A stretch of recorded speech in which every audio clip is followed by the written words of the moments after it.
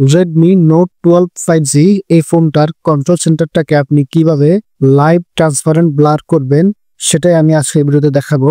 এখানে আমি live transparent blur বলতে কি বোঝাচ্ছি সেটা একটু বলে নিই। তো এখানে ট্রান্সপারেন্ট ব্লার হচ্ছে আপনার কন্ট্রোল সেন্টারটা হবে ট্রান্সপারেন্ট, মানে কাচের মতো, ওটার নিচে কি আছে সেটা ব্লার আকারে দেখা যাবে।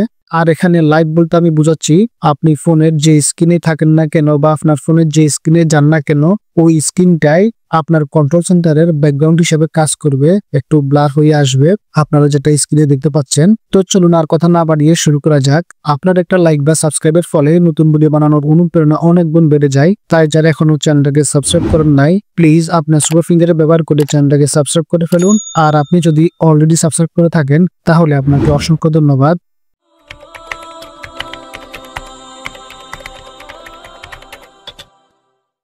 আপনি এখন দেখতে পাচ্ছেন এই ফোনের বর্তমান কন্ট্রোল সেন্টারটা। তো এটা কিন্তু গ্রে কালারের, ট্রান্সপারেন্টও না, তো এটা কিন্তু দেখতে অত সুন্দরও লাগে না। তো এটাকে এখন আমরা লাইভ ট্রান্সপারেন্ট করে নিব। এখানে বাড়তি কোনো সফটওয়্যার লাগবে না। তো সেটার জন্য আমরা এখান থেকে চলে আসবো থিমসে। তো থিমসে আসার সাথে সাথে আমি একটা অ্যাড দেখতে পাচ্ছি। আপনার ফোনেও যদি এরকম বিরক্তিকর অ্যাড আসে তাহলে আপনি কিভাবে এই সকল অ্যাডকে বন্ধ করবেন এটা নিয়ে আমার চ্যানেলে একটা ভিডিও আপলোড করা আছে, ওটার লিঙ্ক আমি ডেসক্রিপশনে দিয়ে দিব। একটা কেটে দিই, তাহলে আমরা এখানে থিমে চলে আসব। আপনার ফোনে যদি থিমটা এভাবে সরাসরি না থাকে তাহলে আপনি সেটিংসে চলে আসবেন। সেটিংস থেকে নিচের দিকে আসলে এখানে থিমসের এই অপশনটা পেয়ে যাবেন। এখান থেকেও আপনি থিমসে আসতে পারেন।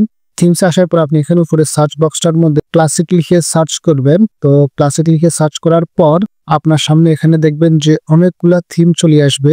এই সকল থিম থেকে আপনি নিচের দিকে আসবেন। নিচের দিকে আসার পর এই যে দেখেন এই কালারের থিমটা আপনি ডাউনলোড করবেন। এখান থেকে আপনি একটু দেখে রাখেন, আপনি ঠিক এই কালারের থিমটি আপনাকে ডাউনলোড করতে হবে।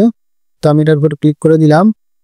তো ক্লিক করার পর এখান থেকে এটার নিচে ডাউনলোডের একটা বাটন পেয়ে যাবেন, এখান থেকে আপনি এটাকে ডাউনলোড করে নেবেন।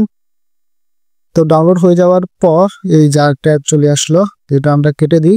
তো ডাউনলোড হওয়ার পর আপনি এখান থেকে ব্যাক করবেন। ব্যাক করে এখানে কর্নারে মাই অ্যাকাউন্টে চলে আসবেন।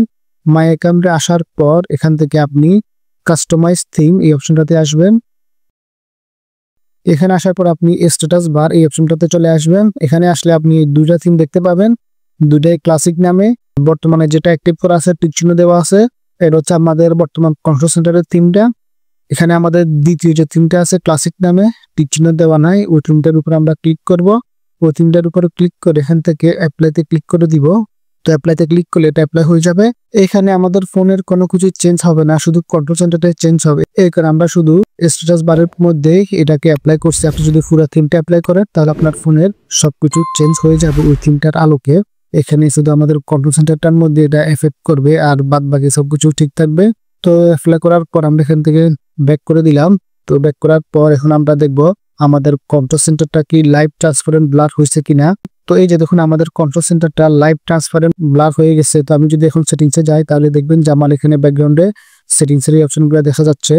তো এটা কুল লাগতেছে আমার কাছে, এটা কিন্তু খুবই ভালো লাগে। আপনি এখান থেকে এটা ব্যবহার করতে পারবেন।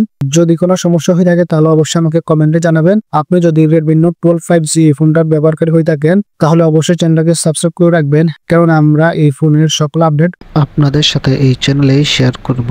ভিডিওটি যদি ভালো লেগে থাকে তাহলে অবশ্যই একটা লাইক দিবেন। আজকে এই পর্যন্তই, দেখা হবে নেক্সট ভিডিওতে। আল্লাহ হাফেজ।